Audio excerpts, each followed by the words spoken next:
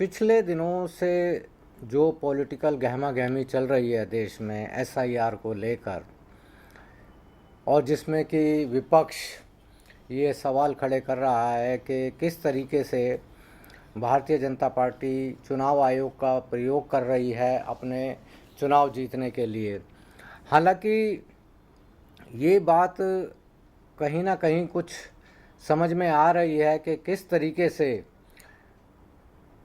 जो चुनाव है वो किस तरीके से मैनेज किया जा रहा है, किस तरीके से लड़ा जा रहा है। और ये बात अभी से नहीं, 2014 से आप समझ सकते हैं कि जब से भारतीय जनता पार्टी आई है तो आप देखेंगे कि आम आदमी पार्टी आई दिल्ली में और दिल्ली से एकदम कांग्रेस साफ हो गई। एंटी इनकम्बेंसी कांग्रेस के खिलाफ थी, लेकिन ऐसा नहीं है कि वो एकदम पूरी की पूरी साफ हो जाए। इसी तरीके से आम आदमी पार्टी गई पंजाब में कांग्रेस साफ हो गई। इसी तरीके से आम आदमी पार्टी गई गुजरात में भारतीय जनता पार्टी की एक ऐतिहासिक जीत हुई। और फिर इसी तरीके से महाराष्ट्र में आप देखेंगे कि किस तरीके से चुनाव हुआ और बाकी सभी दल जो है वो साफ हो गए। और उत्तर प्रदेश में जहाँ पर भारतीय जनता पार्टी का कोई नामो निशान नहीं था, वहाँ पर भारतीय जनता पार्टी ने एक नहीं दो बार कब्जा कर लिया। इसी तरीके से अगर आप ये कहेंगे कि ईवीएम का कोई लफड़ा है, तो फिर भारतीय जनता पार्टी के लोग कहते हैं कि भाई जब आप जीतते हो तो ईवीएम ठीक होती है, और जब आप हार जाते हैं तब कहते हैं कि ये ईवीएम खराब है। दरअसल ये पूरा का पूरा मामला सिर्फ ईवीएम से नहीं जुड़ा हुआ है, ये एक पूरे का पूरा एक स्ट्रेटजी से जुड़ा हुआ है कि जहाँ भी चुनाव होने होते हैं वहाँ पर एक साल पहले से ही वोटों की संख्या यानी वोट जुड़ने लग जाते हैं, कुछ घटने लग जाते हैं। इसी तरीके से हर प्रांत में ये बात सामने आई है। तो राहुल गांधी ने अभी जो एक प्रेस कॉन्फ्रेंस की और जिसमें चुनाव आयोग पर ये इल्ज़ाम लगाए कि भाई आप देखिए कि किस तरीके से एक ही जगह पर 80-80 वोट हैं, और जब जहाँ पर मीडिया ने जाकर देखा तो वहाँ पर कुछ भी नहीं मिला, बल्कि जो लोग रहते हैं उनका तो वोट था ही नहीं। तो अब ऐसे में चुनाव आयोग ये कह रहा है कि जी राहुल गांधी जी एक हमें एफिडेविट लिख कर दें। तो बड़ी सोचने वाली सी बात है कि जो आदमी आपको आप एक संवैधानिक संस्था है और आपके सामने एक कंप्लेंट लाई जा रही है, एक शिकायत आपके सामने रखी जा रही है, आप उस पर कार्रवाई ना कर कर, उसकी जांच ना कर कर आप उस आदमी को कह रहे हैं कि लाइए एक एफिडेविट लाइए। तो आप क्या जब पुलिस स्टेशन जाते हैं तब आपसे कहा जाता है कि लाइए आप एक एफिडेविट लाइए कि आपके घर में चोरी हुई है, या कोई भी आपके साथ में अपराध हो जाता है तो आप कहेंगे जाकर के जी यहाँ पर देखिए ये फलां अफसर है, ये रिश्वत मांग रहा है, तो जो सतर्कता विभाग है, विजिलेंस डिपार्टमेंट है या एंटी करप्शन ब्यूरो है, वहाँ पर सब पे आपसे एफिडेविट मांगता है। यहाँ भारतीय जनता पार्टी ने जो आम आदमी पार्टी लोगों के खिलाफ जो शिकायत की, तो क्या वो उन्होंने सबसे एफिडेविट लिए थे कि भाई ये शिकायतें हो रही हैं, कैग की रिपोर्ट आ रही है? आपने स्वयं एक संज्ञान लिया और उस पर जांच शुरू की, और जांच शुरू करने के बाद में आपने पाया कि हाँ भाई अपराध हुआ है, यहाँ कुछ ऐसी गड़बड़ है, तो आपने जांच को आगे बढ़ाया, अपराधियों को जेल की सलाखों के पीछे पहुँचाया। लेकिन क्या इस मामले में चुनाव आयोग का राहुल गांधी से एफिडेविट मांगना सही है? बिल्कुल सही नहीं है, बल्कि ये होना चाहिए कि चुनाव आयोग को राहुल गांधी के खिलाफ एक मुकदमा दायर करना चाहिए कि भाई आपने एक संवैधानिक संस्था के खिलाफ आप एक लोगों को, देश को गुमराह कर रहे हैं बिना किसी सबूतों के, बिना पुख्ता जानकारी के आप देश के लोगों को गुमराह कर रहे हैं, और ये लोकतंत्र के लिए खतरा है। तो एक इस तरह की एक रिपोर्ट, एफआईआर, मुकदमा चुनाव आयोग राहुल गांधी के खिलाफ कर सकता है अगर करना चाहे तो। ये तो खैर हो गई एक चुनाव आयोग की बात कि भाई वो मुकदमा करेगा या नहीं करेगा। लेकिन बात चाहे कुछ भी हो, ये देश में एक अविश्वास की जो भावना है उसको बढ़ा रहा है, लोगों के दिमाग में आ रहा है, ये बात जन जन तक पहुंच रही है। हालांकि ये बात अलग है कि जो हमारे देश का जो गोदी मीडिया है वो लोगों को कुछ और नए तरीके से कहानियाँ सुना रहा है, नए तरीके से उसको एक्सप्लेन कर रहा है, नए तरीके से उसको एक इंटरप्रिटेट कर रहा है कि ताकि जो लोगों का विश्वास है वो खुद कांग्रेस के खिलाफ या जो पीडीए के खिलाफ या इंडिया अलायंस के खिलाफ जाए। लेकिन इससे भी बात सिर्फ इतनी नहीं है कि संवैधानिक संस्थाओं की, इन संस्थाओं के बाद से भी एक और बात अब सामने आ रही है, वो यह आ रही है कि हमारे माननीय सुप्रीम कोर्ट के एक न्यायाधीश हैं, उन्होंने राहुल गांधी पर एक टिप्पणी कर दी। हालांकि इस टिप्पणी को एक एल्डरली एडवाइस भी लिया जा सकता है, ऐसा नहीं है कि उन्होंने शायद के किसी नफ़रत में कहा गया हो, या हर आदमी के अंदर एक देशभक्ति की भावना रहती ही है, तो वो उस बात के तहत भी या उस भावना के तहत भी शायद कह दिया गया होगा कि राहुल गांधी अगर एक सच्चे भारतीय होते तो वो ये सवाल नहीं उठाते। हालांकि इसकी भी अपनी तकनीकी पेचीदगियां हैं, उसमें सरकार को क्या करना चाहिए, अदालत को क्या करना चाहिए, ये लोग तो वही बता पाएंगे। लेकिन ऑपरेशन सिंदूर के बारे में जब राहुल गांधी ने संसद में सवाल उठाए तो संसद में ये बात पक्की है कि जो हमारे जो डिफेंस मिनिस्टर हैं, रक्षा मंत्री राजनाथ सिंह जी ने जो जवाब दिए, उन्होंने कहा कि आपको ये बात नहीं पूछनी चाहिए, आपको ये पूछना चाहिए कि हमारा मकसद में हम कामयाब हुए या नहीं। और आपको प्रश्न पूछना है तो यह पूछिए, इस ऑपरेशन में क्या हमारे जाबाज सैनिकों की कोई क्षति हुई है?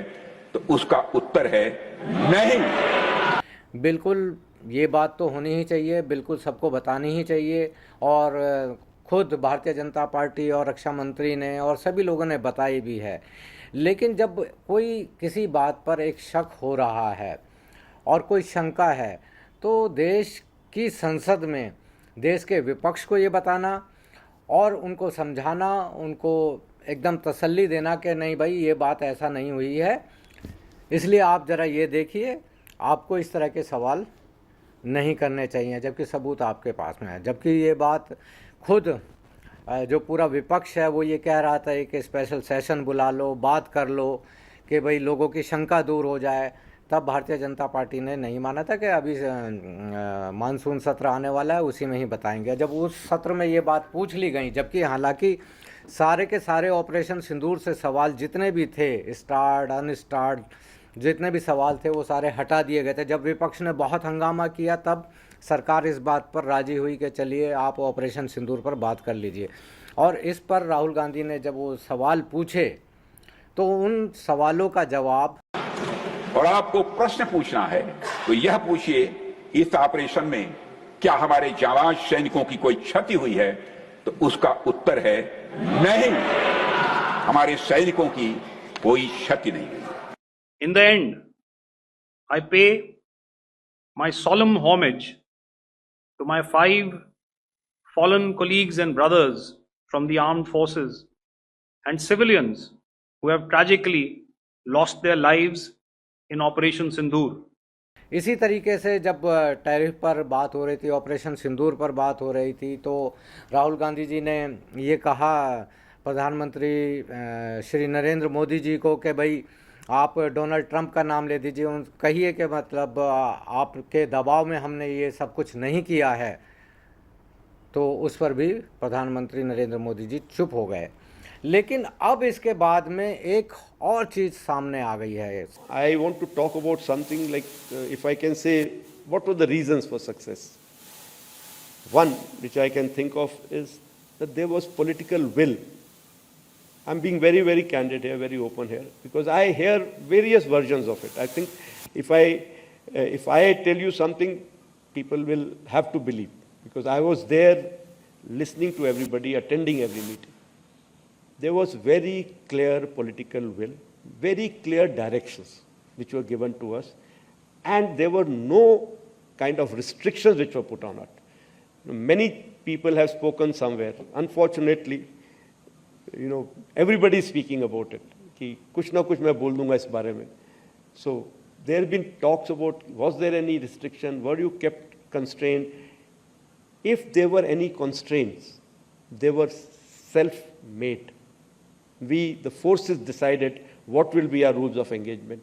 We, the forces, decided what will be the escalation ladder that we want to ride on. We decided how we want to control the escalation. So I want to make it very clear, there were no, I repeat, no restrictions on us. Full freedom was given to us to plan and execute. 23rd is the time when we, next day itself, we all sat down. And this is the first time which RM has also said, I think enough is enough. And all the three chiefs were very clear, something has to be done. And the free hand was given, of course, that you decide what is to be done. And that is the kind of a confidence with the political directions and political clarity for the first time we saw. And of Sindoor, what we did, we played chess. अब सारे सवालों को हम यहीं के यहीं छोड़ देते हैं और बिना अपनी सेना पे शक किए और बिना उन पर कोई इल्ज़ाम लगाए हम इस बात को हमें सोचना चाहिए कि अब इस देश में राजनीति का स्तर क्या हो गया है. आखिर ऐसा क्यों हुआ है कि इस वक्त में जो भारतीय जनता पार्टी है अपनी राजनीति के लिए, अपनी बातों को मनवाने के लिए सारी की सारी संवैधानिक संस्थाओं का इस्तेमाल कर रही है, चाहे उसमें CBI हो, ED हो, चाहे कोर्ट्स हों और या इस तरह के चुनाव आयोग हों या और कोई इस तरह की कोई संवैधानिक संस्था है और हमारी सेना है. आखिर इनको इस तरह के वचन बोलने की, इस तरह के बात बताने की ज़रूरत क्यों पड़ रही है?